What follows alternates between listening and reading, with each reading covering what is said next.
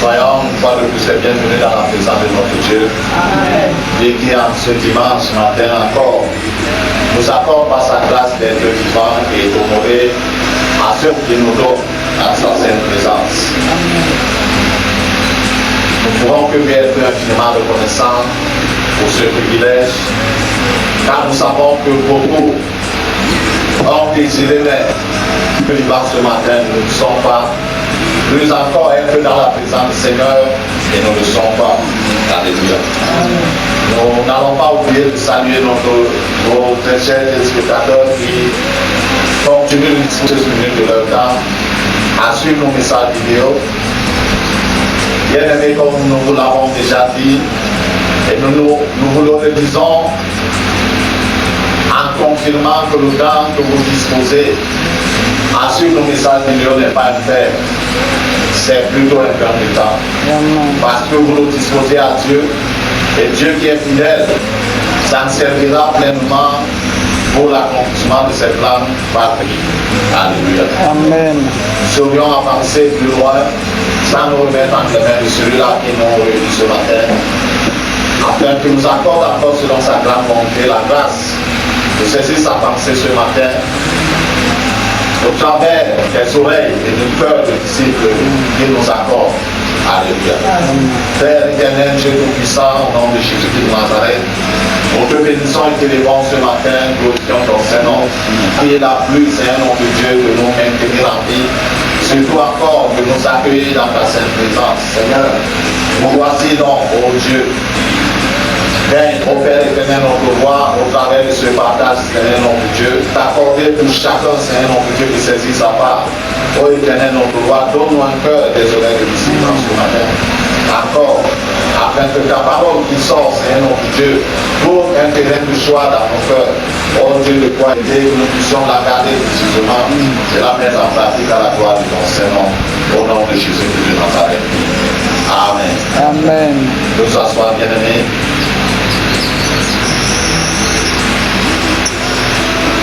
Ce matin, c'est sur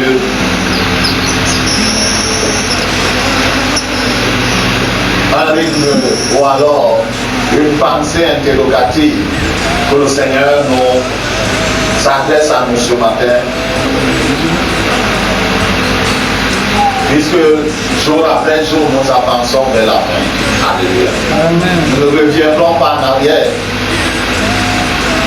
jusqu'à ce que le temps-ci soit consommé et que Dieu renouvelle toutes choses selon l'ordre parfait qu'il s'est donné lui-même. Donc, à mesure que nous avançons, le Seigneur voudrait que nous puissions nous tenir nous-mêmes en éveil. Alléluia. Amen. Ce qui nous permettra d'être tellement éveillés en ce jour qui s'approche. Et comme le Seigneur a su bien le dire, il viendra comme un voleur dans la nuit. Mais grâce lui soit rendue qu'il ait donné des signes. Amen. Annonciateurs de sa présence au de son retour, afin que nous qui lisons et nous qui écoutons, nous ne puissions pas être emportés au dépourvu comme les autres. Alléluia. Amen. Seigneur, au travers de ce thème, pourra servir dans l'existence sur terre. Vous pouvez attirer notre attention ce matin. Puisqu'il nous révèle que l'existence de chacun d'entre nous sur cette terre est pour un but. Alléluia. Amen. Et c'est dans l'attachement que nous pouvons découvrir ce but. Le Seigneur nous a pas créés et placés sur cette terre que nous puissions exister comme un poulet. Alléluia. Quand on engraisse, dès les tout premiers jours, sachant que d'ici 3 mois ou 6 mois, on le mettra sur un comptoir et un acheteur l'achètera, la grâce de lui l'écorchera, le dépluera, le dépercera, mettra dans la marmite, ce poulet sera mangé et peu de temps après, on ira au lieu secret et on se débarrassera de l'existence de ce. Avec qu'il aura existé que pour 6 mois. Mais le Seigneur, en nous créant, nous a créés pour un but. Amen. Et ce but-là, nous devons l'accomplir. Puisqu'en effet, nous lui rendrons compte. Tôt ou tard, sur quoi notre existence aura servi. Nous lisons ce matin dans nos livres. Au l'évangile selon Luc, au chapitre 16, du verset 19.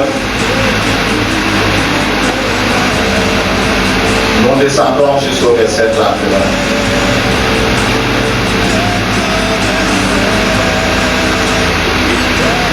Luc chapitre 16, verset 19 à 31. Il y avait un homme riche qui était vêtu de pauvre et de fin et qui chaque jour menait joyeuse et brillante vie. Un pauvre nommé Lazare était couché à sa porte couvert d'ulcère et désire rassasier des miettes qui tombaient de la table du riche. Et même les chiens venaient encore lécher ses ulcères. Verset 22. Le pauvre mourut et il fut pris par des anges dans le sein d'Abraham. Le riche mourut aussi et il fut enseveli. Dans le séjour des morts, il leva les yeux et tandis qu'il était en coin, il vit de loin Abraham et Lazare dans son sein. Verset 24. Il s'écria, Père Abraham, aie pitié de moi et envoie Lazare pour que le bout de son doigt dans l'eau et me rafraîchisse la langue, car je souffre cruellement dans cette flamme. Verset 25. Abraham répondit, mon enfant, sois que tu as reçu tes biens pendant ta vie et que Lazare a eu les maux pendant la sienne. Maintenant, il est ici consolé et toi, tu souffres. 26. D'ailleurs, il y a entre nous et vous un grand abîme, afin que ceux qui voudraient passer d'ici vers vous ou de là vers nous ne puissent le faire. C'est le riche dit, je te prie donc, Père Abraham, d'envoyer Lazare dans la maison de mon père, car j'ai 5 frères. C'est pour qu'il leur atteste ces choses, afin qu'ils ne viennent pas aussi dans ce lieu de tourment. Verset 29. Abraham répondit, ils ont Moïse et les prophètes, qu'ils les écoutent. Et il dit, non, Père Abraham, mais si quelqu'un de mort va vers eux, ils se répartiront. C'est 31. Abraham lui répondit, s'ils ne coupent pas Moïse et les prophètes, ils ne seront pas persuadés quand même quelqu'un de mort ressuscité. Alléluia. Amen. Pardon. Le Seigneur, si je disais que le Seigneur nous avait de cette parabole à montrer deux itinéraires finaux, au final, pardon, vers lesquels chaque être humain sur cette terre se trouvera finalement. Alléluia. Il nous présente ici deux personnages. Le riche homme, dont on n'a pas nommé, qui menait une vie joyeuse et brillante. Toute son existence, bien que courte, mais quelques joies et bonheur, si on peut le dire ainsi. De l'autre part, il y avait un pauvre nommé Lazare.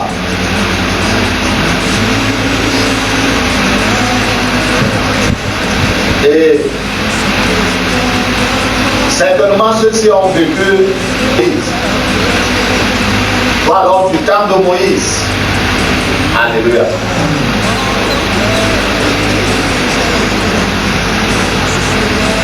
Il nous a dit que Lazare, dans la pauvreté, souhaitait manger les miettes. C'est-à-dire quoi? Ce qui tombait de la table du riche.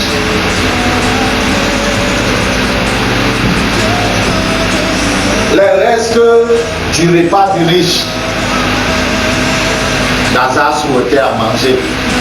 Mais certainement, il n'en avait pas assez. Non seulement pauvre, mais encore malade. Mais ce riche n'a pas compris en effet le but de son existence. Il n'a pas compris que ce qu'il avait n'était pas juste pour lui et sa famille.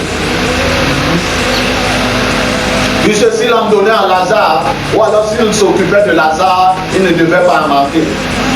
Il ne devait pas être ruiné parce que c'est de Lazare. Et les deux ici, c'était des Israélites. Alléluia. Il ne nous a pas dit que le riche homme était un païen et Lazare était un Israélite. Les deux étaient, si on peut dire, des croyants. Malgré sa pauvreté et malgré sa maladie, a entretenu sa foi. Il n'a pas amené Dieu sur la table du jugement pour lui dire Seigneur, pourquoi est-ce que c'est seulement moi, je suis pauvre, tu ne m'as pas laissé là, mais tu ajoutes encore les ulcères. Regarde le riche homme, il est en bonne santé, il est riche, il jouit de la vie, et moi je suis dans cette position aussi. À quoi m'a servi ou m'aura-t-il servi d'avoir cru en toi? Alléluia. Lazare n'a pas mené l'homme Dieu à la barre du jugement. Mais il a supporté sa situation. Sachant que tôt ou tard Dieu est capable de le sortir de cette situation. Amen. Malheureusement, Lazare n'a pas retrouvé la santé pour mener également une vue bonne, si on peut dire ainsi. Lazare, certainement à cause de la maladie. Or, celui devant la porte de qui il était capable de faire quoi? De le soigner. Et plus encore, de l'entretenir. Même si c'était seulement les restes de son repas que Lazare mangeait, il ne serait pas mort de famine. Bref, il nous a dit que Lazare, parce qu'il a entretenu jusqu'au jour de sa mort, il se retrouve dans le sein d'Abraham. Bien que dans le séjour des morts, il nous a dit qu'il y avait ici compartiment. Abraham était de l'autre côté du séjour des morts, mais il n'avait pas de tourment, il n'y avait rien de malheureux. Alléluia. Amen.